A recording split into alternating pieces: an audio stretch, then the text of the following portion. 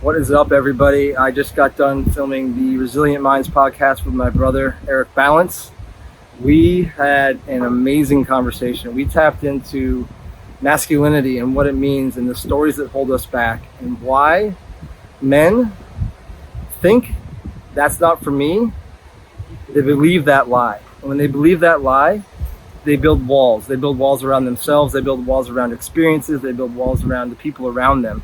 And so what we did is we dove in and broke down what it takes to move from that's not for me or reasons why you can't do something into every single reason why and how you can step into the life that you want and live as the conscious, authentic, powerful, vulnerable leader that you are meant to be.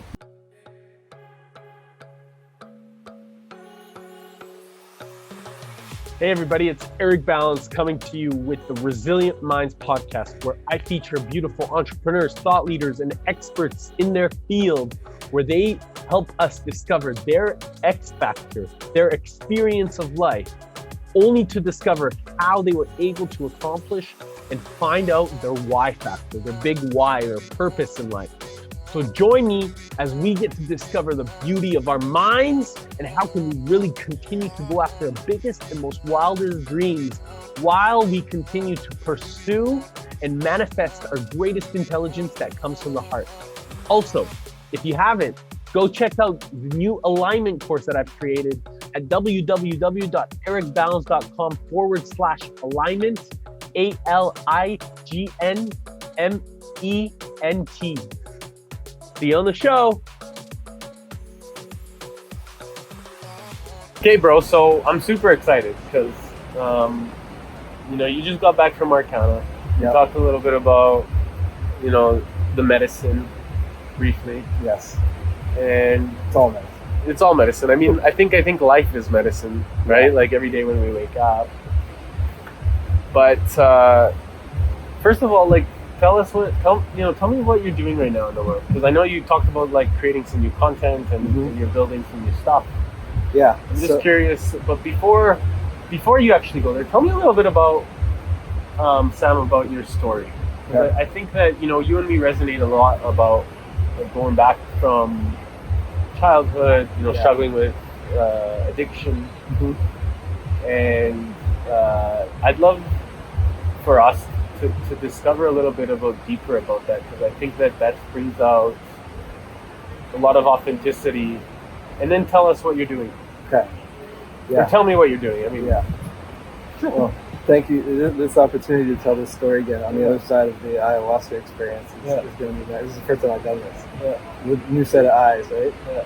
So, my childhood in Vermont was, by all accounts, and for me for a long time, fucking phenomenal.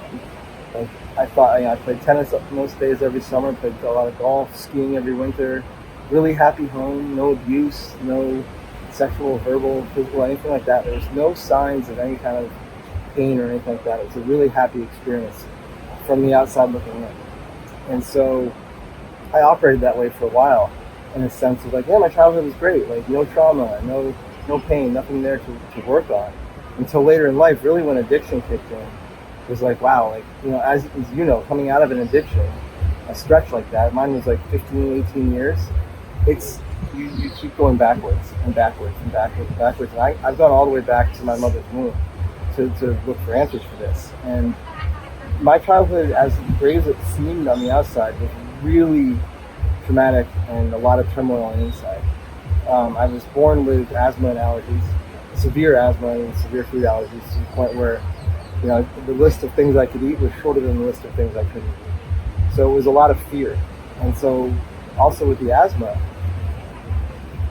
living in Vermont, growing up in Vermont, the spring comes around and the pollen season hits, and for me that meant I'm going to the hospital for 3, 4, 5 weeks at a time sometimes.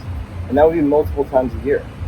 I'd end up in the hospital with asthma attacks. So for me, if I wasn't in the midst of an asthma attack, I was in anticipation of it. And so all this fear was just building and building and building all the time, to the point where I stopped going to birthday parties. I would do socials.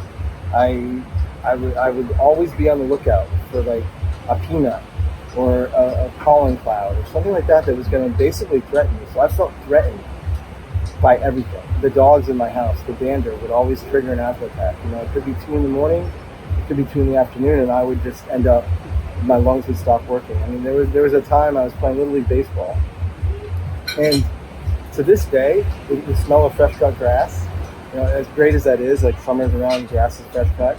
For me, it triggers this memory of playing Little League baseball, being on third base, and basically my lungs stopped working and I stopped breathing. And I had to be rushed to the hospital. Woke up. Do you think that this was like a conscious act?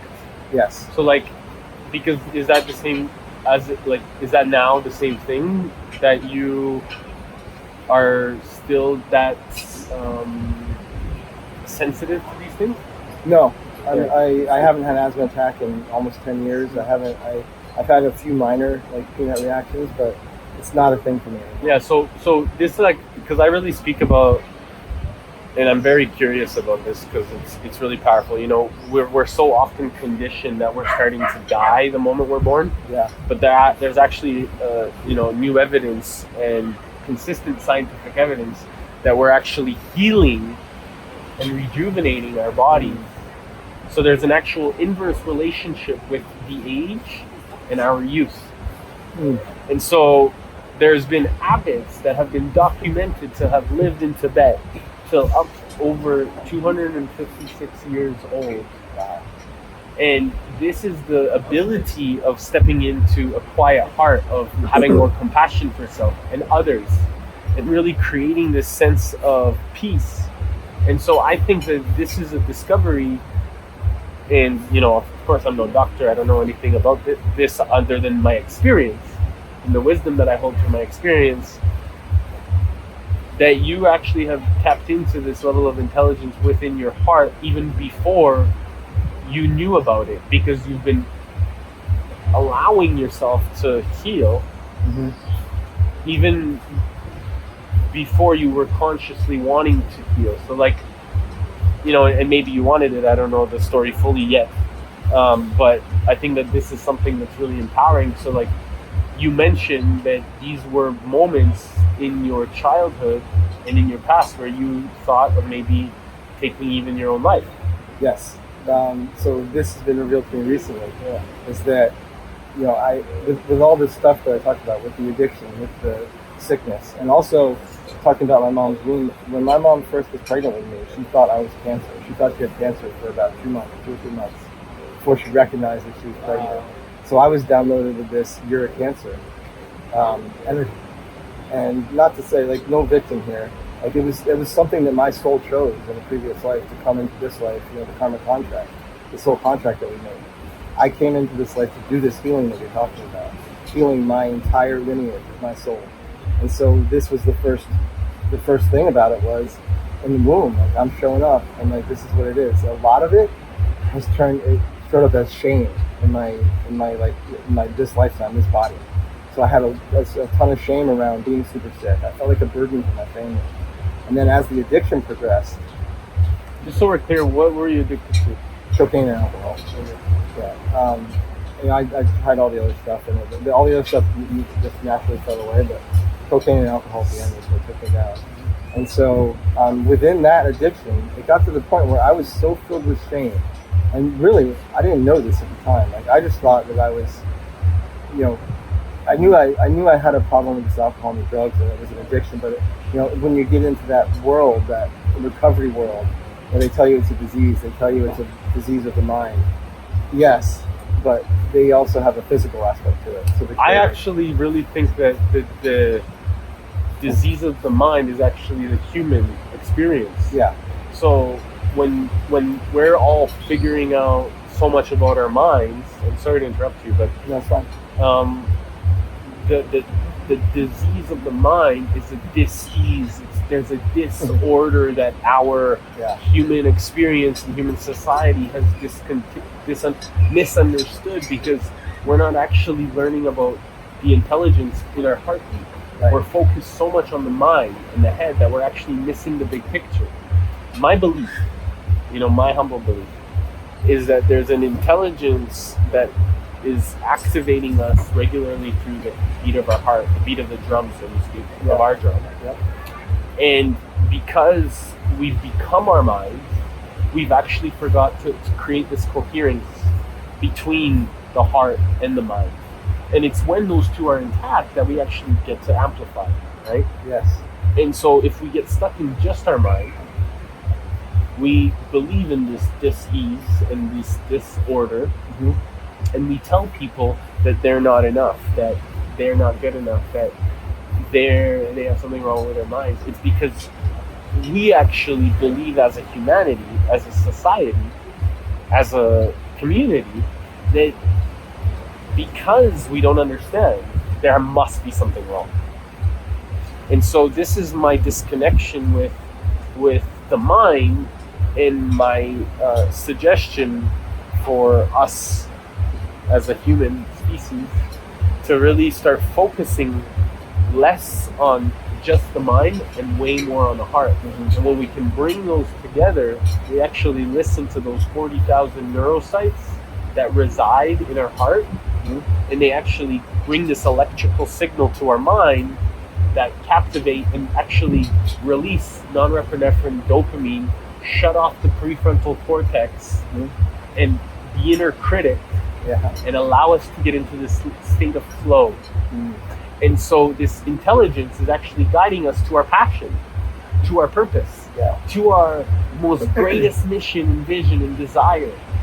And that is what actually releases those things to shut off the prefrontal cortex, so that we can allow ourselves to be in this, like, imagine when you're talking about what you're passionate about, like what we're doing even right now, how powerful the time, we probably don't even know where it's going, because we've allowed ourselves to be in this state of truth, of passion, of purpose, of servant, of stewardship, that has become a way of life for both of us.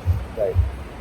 And so this is where I'm really like passionate about, because I think that there's a lot of people, and there's a lot of Maslow and Mihail Csikszentmihalyi, they talk about flow state psychology, and really, but the depth, the deeper that we go, it really connects us back down to this beat. Totally.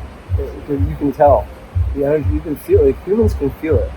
Like when you walk out of your house, and like say you're feeling good in the morning, the routine's good, kiss the wife goodbye, and maybe have some sex in the morning, like things feeling good. You're feeling that, and you walk out, and work shows up, and your energy goes from like a 10 to a 3. That's the disconnection. That's because the prefrontal cortex kicked on, and now you're into that thinking, the critic, the stereotype, the stories, whatever you're telling yourself. You got out of you. You let your heart go. And really, what this comes down to, the mind. For me, I found that my mind kicks in when I don't trust myself. So all that stuff I talked about as a kid and the addiction created this lack of trust in I couldn't trust my own body. I couldn't trust my physical body to support me and save me. I had to rely on medicines or doctors or my parents to come in. I couldn't. So I learned this, I can't be trusted. So that, of course, radiates into I can't trust myself. I can't trust the world. I can't trust other people. I have to prove myself. So then the mind kicks in, and so the mind's always looking for the threats and the ways, and because the heart shut off. The heart is the body. The heart shut off and said, we can't be trusted. So we're going to go deep into the mind and just try and control everything. And that's it just drains your energy. It's an experience that, when we get both of them on the same team, we can get into that passion and have the purpose and have the alignment. Yeah, because that nervous system will be attached to this intelligence, the 40,000 neurocytes that sends the electrical signal and then sends it to the feeling, because we're here to feel. I mean, correct me if I'm wrong, because I know we both come from this confused, misunderstood, not created level of toxic masculinity. I know that I've definitely been in this place where I really was confused. I had no idea. I didn't know what I was doing, especially when it came to masculinity. I didn't know, to me, masculinity was such a component of I gotta figure it out. Like I gotta have it all figured out. I gotta know by yourself. Everything by myself, and I'm not even gonna ask for help. No. Because I'm a man, right? Because I'm a man. I know how I'm gonna figure this out, and so this is a really confused state of mind that I think that we both have experienced, and I think we have a duty to share this with the people around us, because men, are today thinking that there's a competition that needs to be created. We don't need to compete. We can co-elevate. We can collaborate. We can support.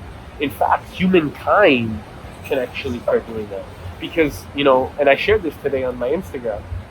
I talked about all the technology, all the food, all the water, all this clean, sustainable energy has already been created for 50 years, over 50 years in the world. What we're lacking is the leadership.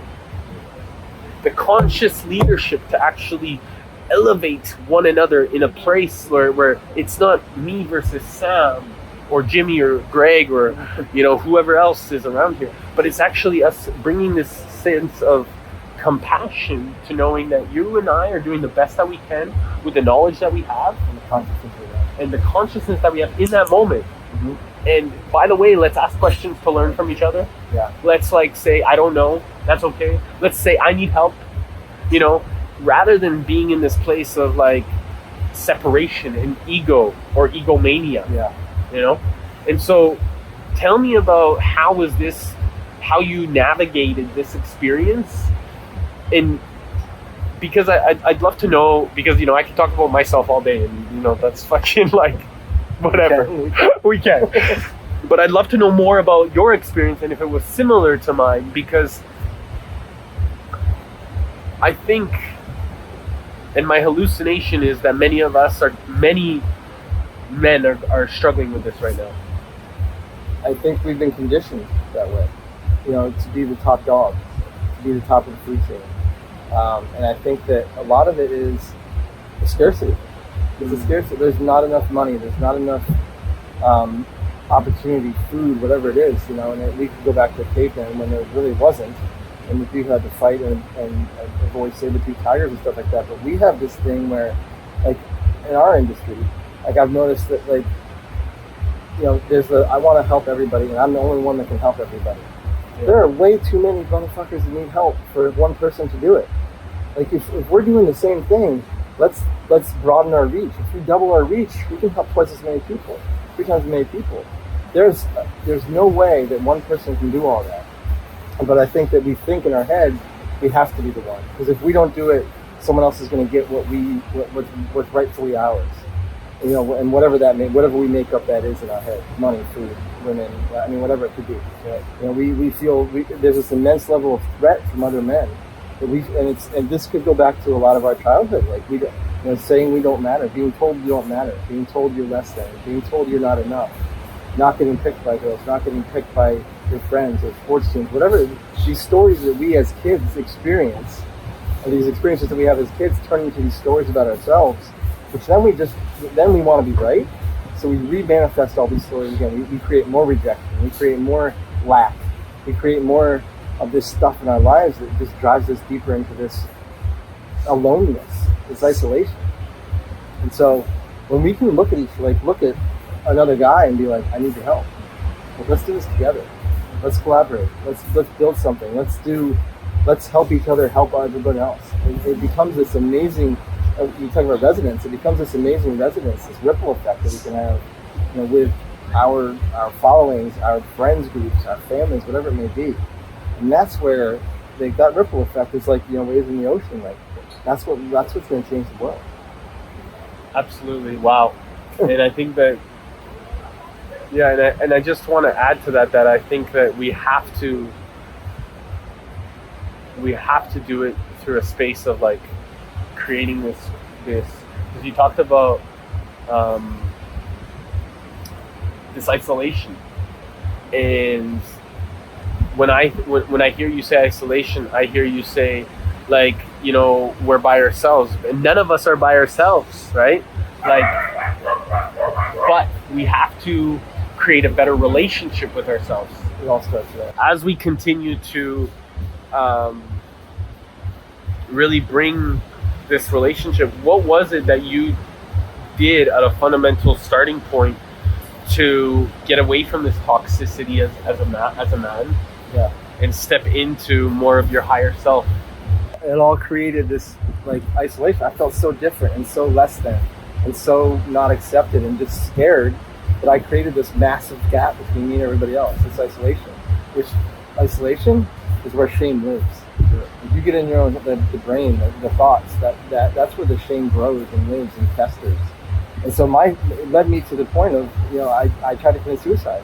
In 2009, at the peak of my addiction, the shame and everything was too much for me.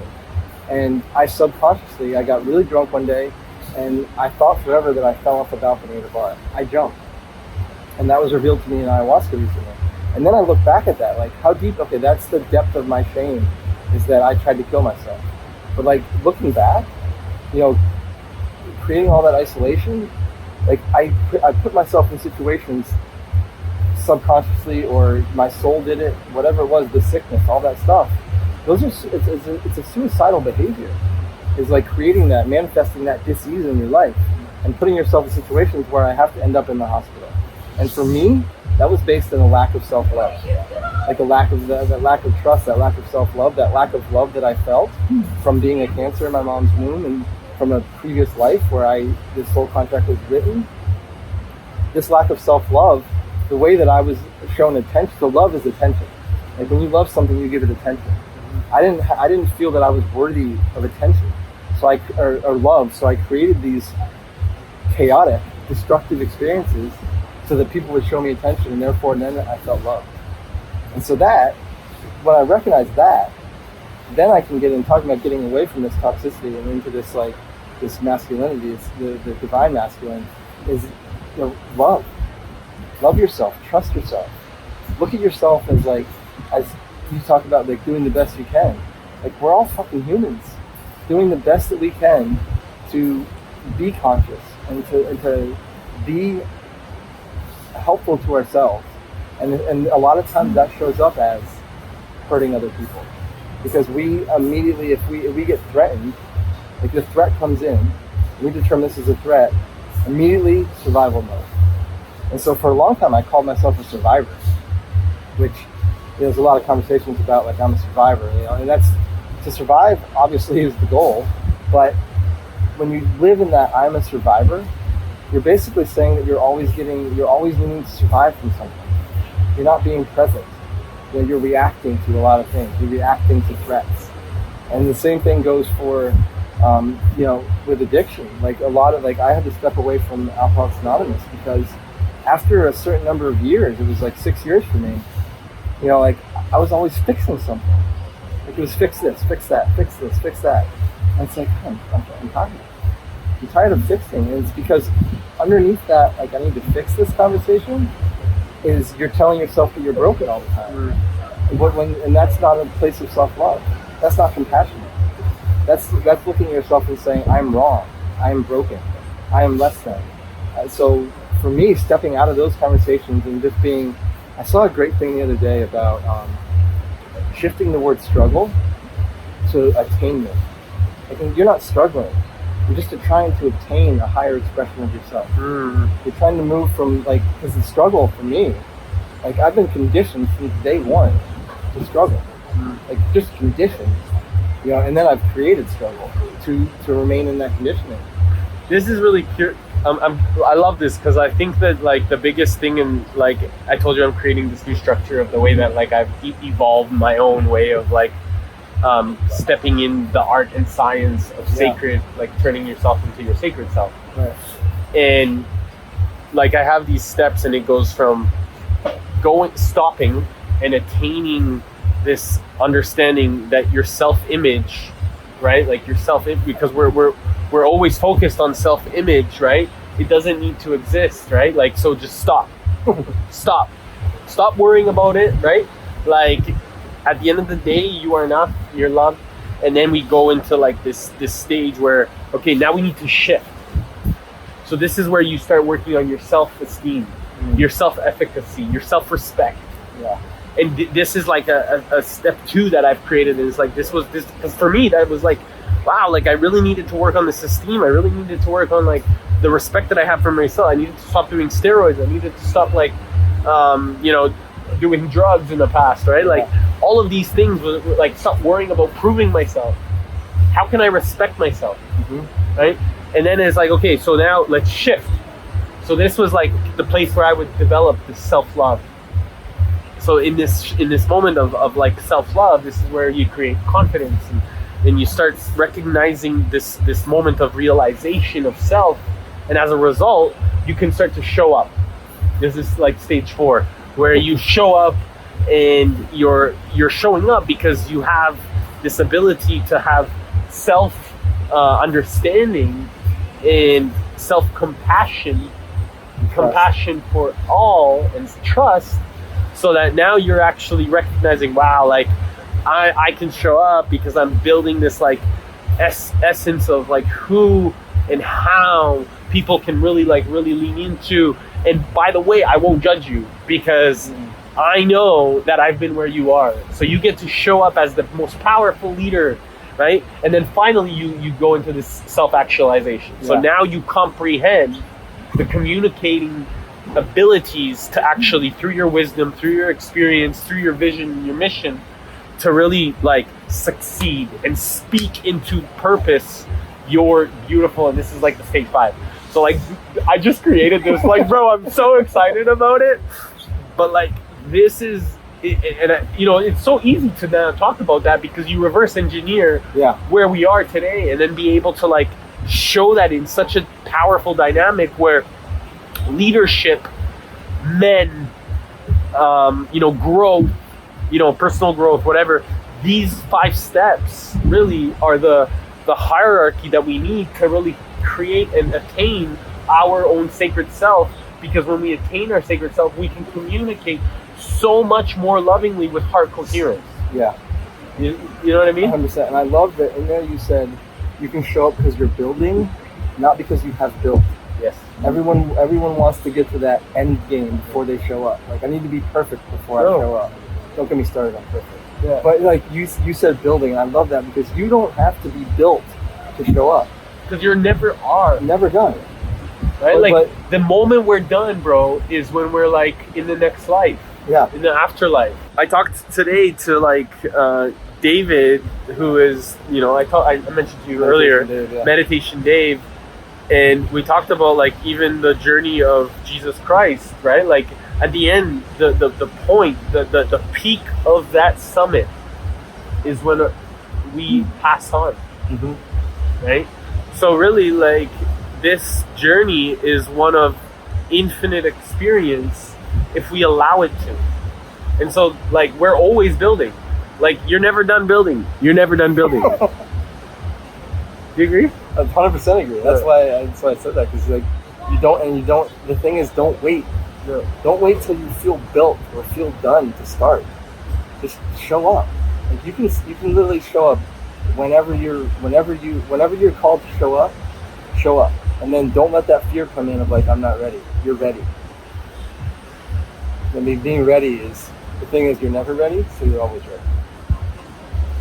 I think that's been something that, you talked about perfectionism earlier, or you brought it up. I think that is something that, I know that I've gotten stuck into multiple times, of like wanting to perfect myself, or like the program. Well, image, like it comes back to image, or like esteem, love,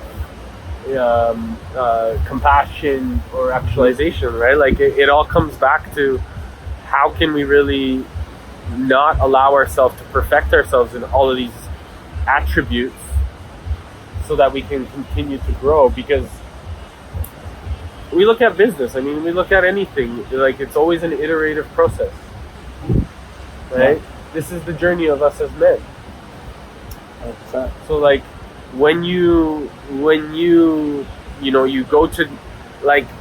go to these places of healing, do you feel like you're always uncovering a new layer of yourself? think that's why I go. Yeah.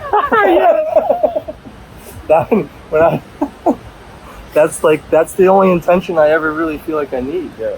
You know, like my intention to go to Arcana, go down there to Peru for 21 days, be in the Amazon, disconnected from the world. My sole intention was show me what I don't know. What is it that I don't know that's holding me back? What is it that I don't know that I need to address to grow?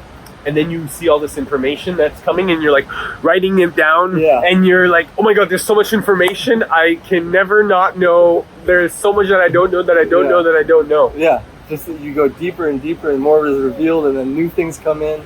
And then, so talking about the mind wants to take over in those moments and do and rationalize and justify and explain it to the heart.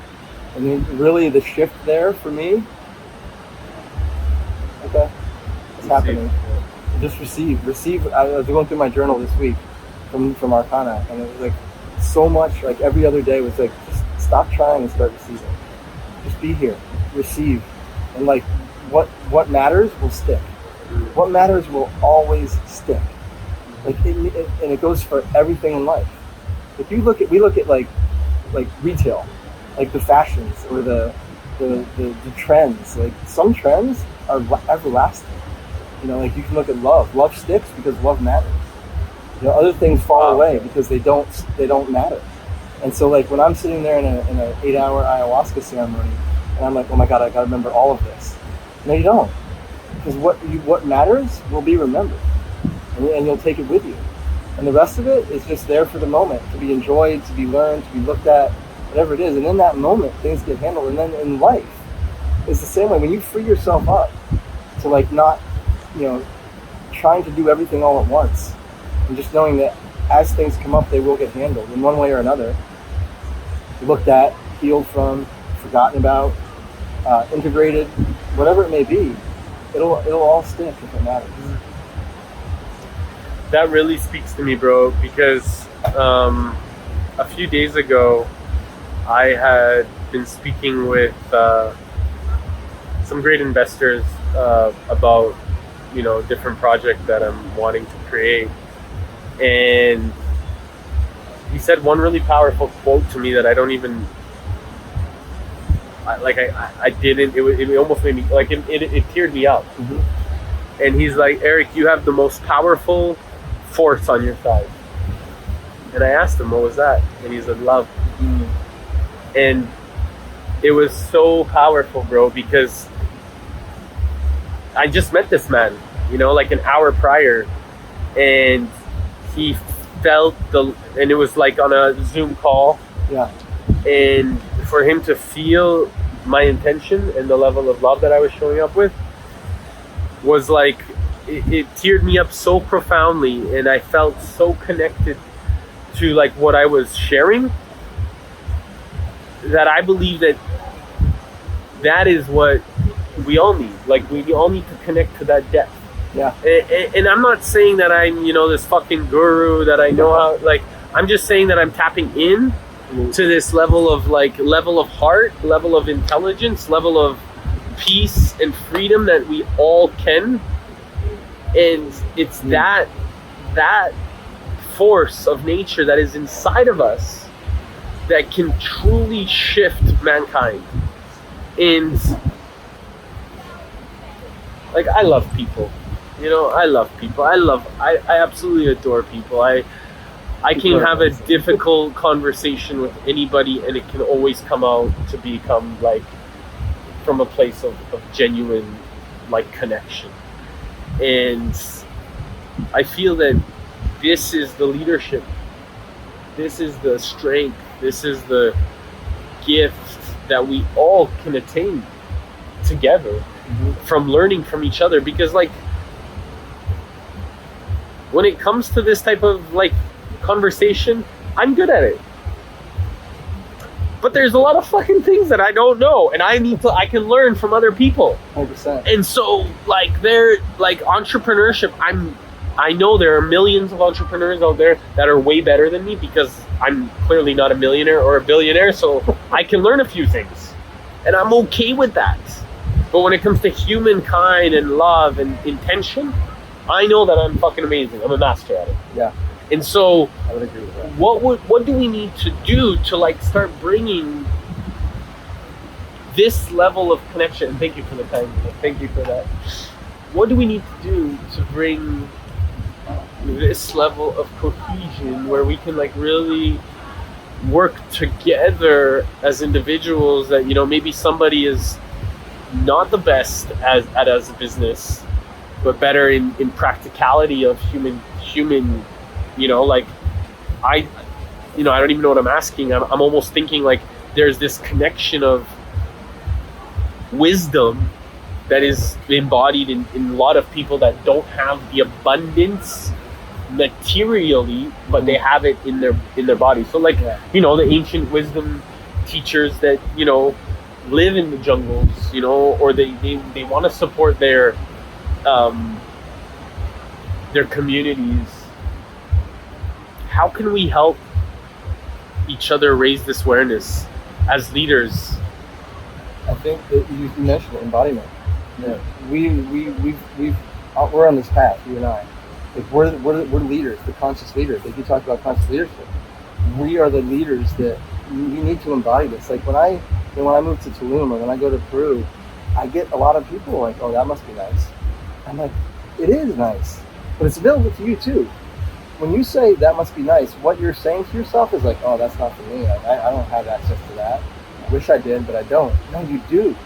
Like when you say, like when you look at things like you don't have access to them, like when men look at things like they don't have access to love, to vulnerability, to kindness, to consciousness, you're your wall. You build a wall.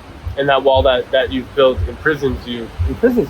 I'll never have that. And I did it for a long time. With Tulum, I did it.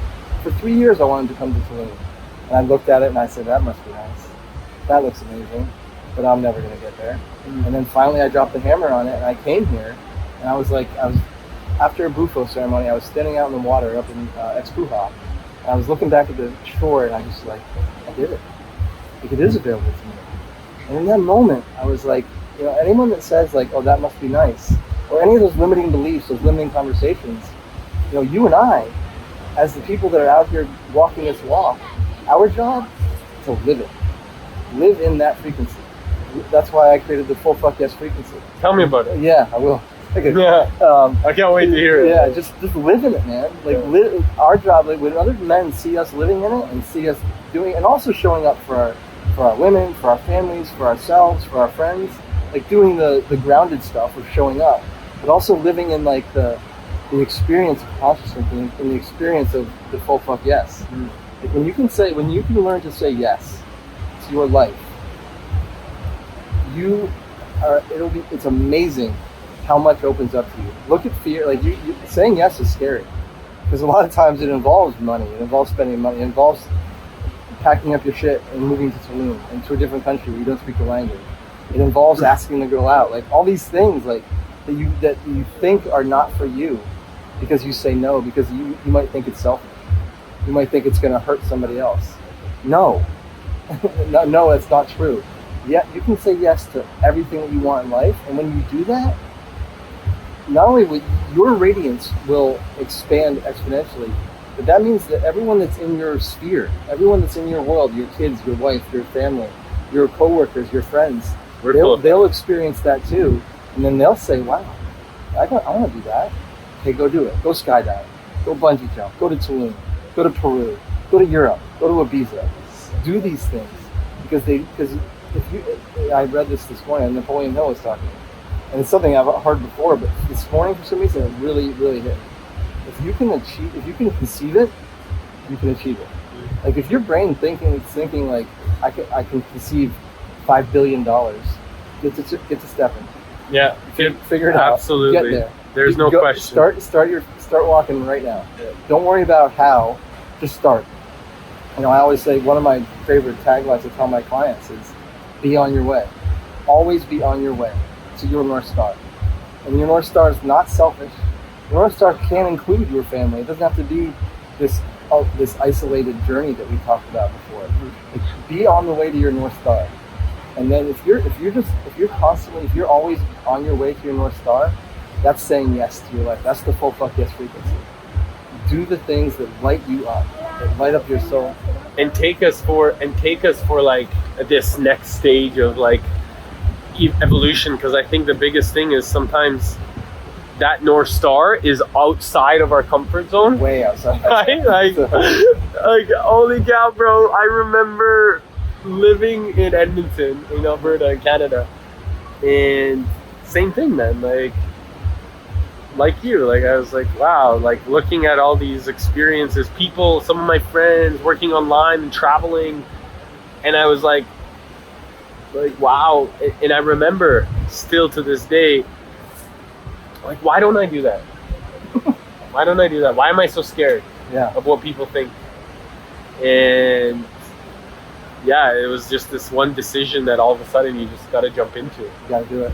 And it's that like burning desire inside of all of us that is the reason why so many of us are willing and now able to like fly around. It's like, you know, you're going to Peru, in Tulum, you're leaving to the States soon. Wow, yeah. You know, I've had this blessing of an opportunity to live around the planet like a crazy man. And which is awesome to follow, by the way. Yeah. It's so inspiring. Yeah. It's a gift. And it's always something that I've wanted to do. Right. Like spend a few months there. And so I think that having this like ability and like hunger for expansion is what also inspires that feminine that we're looking to like connect with. Like, I know that, I don't know if you have a girlfriend, but I don't. Do you? No. Oh. So like, for me, I know that the beautiful divine feminine that I'm looking for wants me to inspire her. 100%. Right? There is no level of money or like good looks or any of that she wants. She wants inspiration. You know? She wants you to show up as your highest self, authentically, transparently, vulnerably, and that's it. Yeah. And, you know, I've had tastes of these beautiful, divine, feminine leaders come into my life and connect with them deeply. And then, of course, like, things change because we're all working on ourselves. Yeah. Right? And so they have all been such tremendous teachers to help me step into the man that I am today. And it's so beautiful because I think now when you get into this level of like connection, you're very straightforward about what you want and what you don't want. And so there's no like fluff. It's like there's no maybe this will work, maybe it won't. Yeah. No, it's either it's a fuck yes or no. Yeah, it's a fuck yes. And by the way, you still have the most like beautiful if there is that strong connection, you have the most beautiful experience of sexual energy that you bring to each other, because you know from that space you can actually create more. You want to talk about medicine? Yeah. That experience is fucking medicine. Right? I know. Like, men, if you're listening to this, you have to really, really like bring this essence of playfulness, of like femininity into your heart. Come from this place of creative excitement, because I think that, again, for me, that was the key that allowed me to just connect really like confidently with women that I would never have thought that would ever like be interested. Same story. Yeah, not for me. Yeah, bullshit. It's all for you. Yeah, it's all for us. It's all for us. Yeah, like whatever you want, whatever you think you can't have, ask yourself why you think you can't have that. Like, that's my big question. I always think, I can't do that. Ask yourself why you can't. If you really can't, okay, you can't. Like, don't just say you can't because you think, I can't do that, because it's not for me.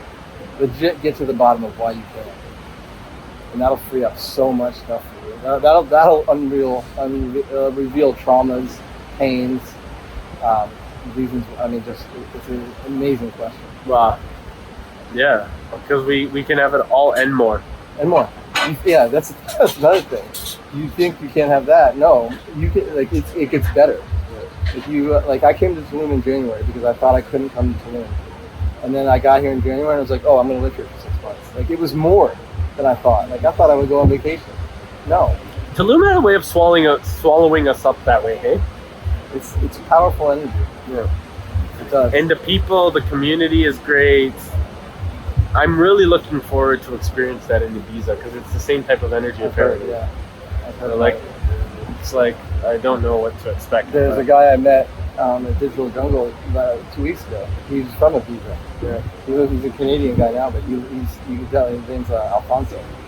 And he total Ibiza guy. Yeah. And you can just tell. But he's got the same energy. Yeah. It's that same, like, it's freedom. You know, it's authenticity. It's just like, I'm here and I'm just living. I think that's the only way, like, the playfulness, right? The child in us comes out when we allow ourselves to be that way. Because I know, again, from my own experience, is like when I allow my playfulness to come out, I know that I'm letting my little boy, like my little Eric, come out. Yeah. And that is really how we give permission to letting everyone else's little child come out as well. That's permission is a huge thing. And like to say, like, men, if you're watching this, you don't need our permission, but by us showing up in an authentic and conscious and like full fuck yes way, we give permission. Yeah. And that's amazing. And not just men, like other people. Like when you give someone permission to be, I think Thich Nhat Hanh talks about this. Maybe I think it's him. You give someone else permission to be themselves, magic will happen. And it's true. It's so true. Because then they always leave that experience feeling better than, and that is actually, thank you. That is actually one thing that I've learned, that if you can walk into any experience, your duty is to leave that place better. Okay. And if you can leave that place better by like adding pure fucking light and joy into it, by being like a little boy or a little girl, or like having excitement and being more fun and like, you know, playing in the fucking waves, like in the ocean, like a little kid, and then all of a sudden, like 20 people look at you and like, that was so funny, I'm gonna go do that too, you know? Like, that is what life is about. It's like, we need to remind ourselves that we live in a playground. This, like, Mother Earth is our playground. Yep. And love is our legacy. Oh, yes. Fucking love that. Yeah, that's amazing. You know, and so we have this duty to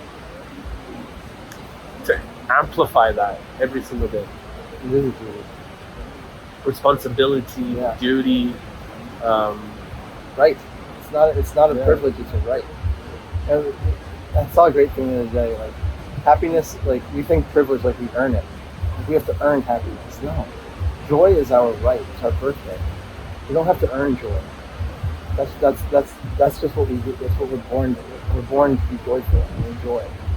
We just lose sight of that. Sua alegria is what they say in Brazil, in Portuguese. Sua alegria, pure joy. Oh, I love that. Yeah. That's amazing. I love foreign language words for like American things. Like, my favorite Shipibo word is hakun. Hakun means good. Good. Everyone, they ask you in the Maloka, how you doing? Hakun. I love it. Feels good. Feels like you know, or a ho, or house, like all these like powerful indigenous words that allow us to really bring out like this unique essence. And you know, I learned some guitar when I was in Brazil and some songs, and I'm like learning how to sing now and play, and it's really brought out this like creative experience of ourselves, right? You know, it's been this like beautiful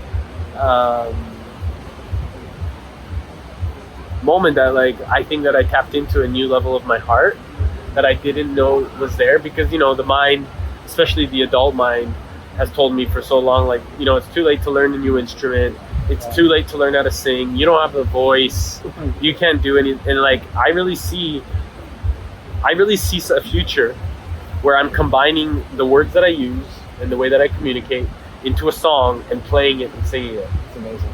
Yeah. I would love to do a song like it. Yeah. Music is medicine. Yeah. There's no question about it. It's amazing. You know, for me, it's dancing. Yes. Like I you know, when I was drunk, I would dance all over the place. And then sober, like I'm like, well, timid and rigid and shy. And so I've had multiple people tell me, like spiritual healers tell me, you need to dance. And so I've started dancing, and it's like, and really, like, it shifts everything when you can get tapped into that. The body, the music, like just the creativity and the freedom and the, you know, ecstatic dance, or like whatever it may be. I love it. It's just it's medicine. It is. It will shift your mood, right? And that's the expression. That expression is the ultimate form of self-love. 100%.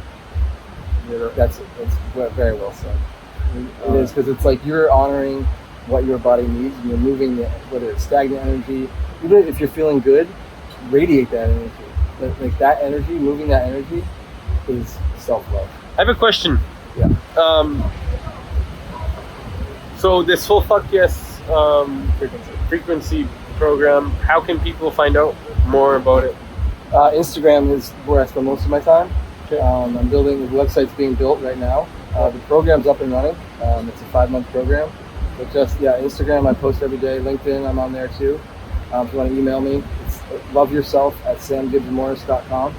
Sweet. Yeah, any kind of social media, Facebook, LinkedIn, Instagram. You also have a TEDx like speaking. What tell me about that, like, and how people can find it.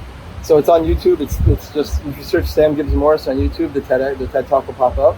The TED Talk is about how hope is killing your dreams. Hope is keeping you in a place of pain, stuck. Like it's creating resistance in your life, because hope is a rocking chair. You know, like in a rocking chair, you're moving, you're feeling good, like feels like you're doing something, but you're not going anywhere. And when you get stuck in hope, there's a lot of good things. Like, I hope the best for you. That's amazing. You know, when you have that glimmer of hope, if you're saying depression or anxiety or addiction, if you have, like, you know, that glimmer of hope they talk about, where it's like, oh my God, there's a light, like I see a way out of this. Hope has done its job at that moment. The longer, now if you stay in hope, all you're going to be doing is staring at that light. You're not doing anything about it. And you need to shift from hope to belief. I believe, I know that I need to take action now. And that's where it goes back to self-love. Do you love yourself enough to stop hoping and start believing in yourself and taking action to make your life better?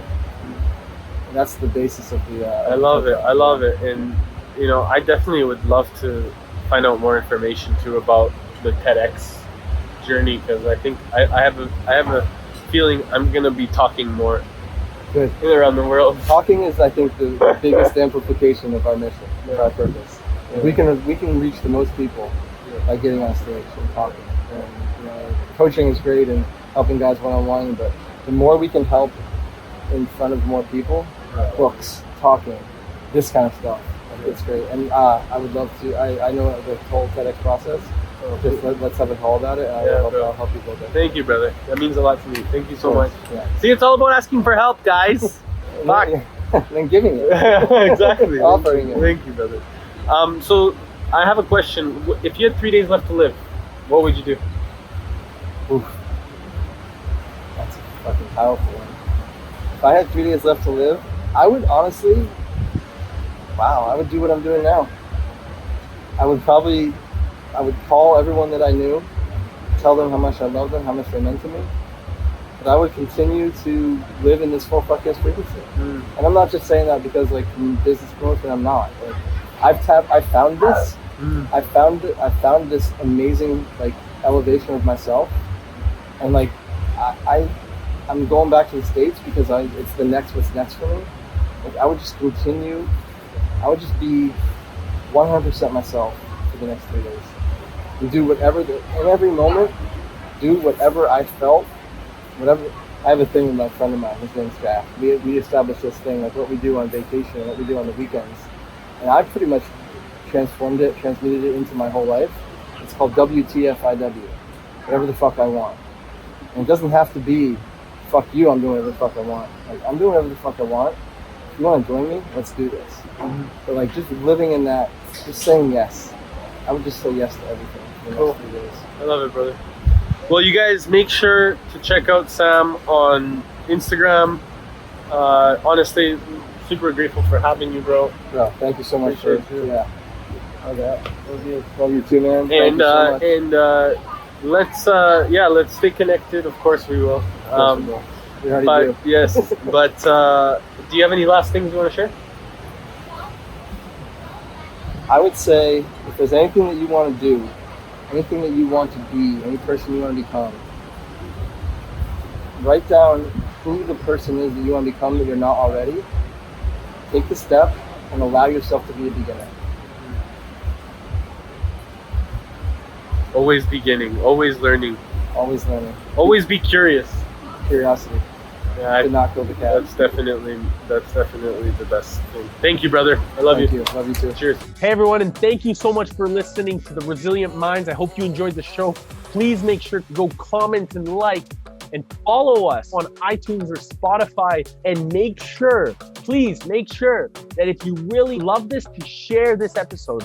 And make sure that you're inviting all your friends to like it as we continue to unfold what the beauty of our minds does. More importantly, how powerful our heart level of intelligence can be when we combine our heart and our brain together.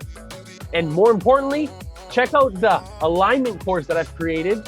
It's seriously there for you to take advantage of at www.ericbalance.com/alignment. See you on the next show.